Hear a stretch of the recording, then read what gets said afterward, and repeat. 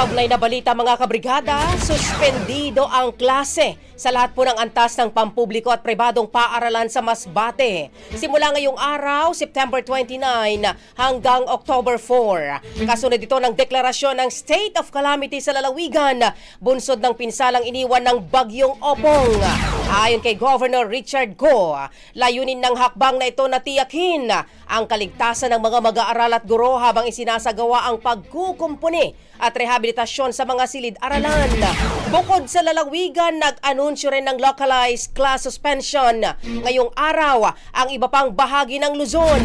Kansilado na rin ang klase sa mga pampublikong paaralan sa Calasiao, Pangasinan mula kindergarten hanggang senior high school.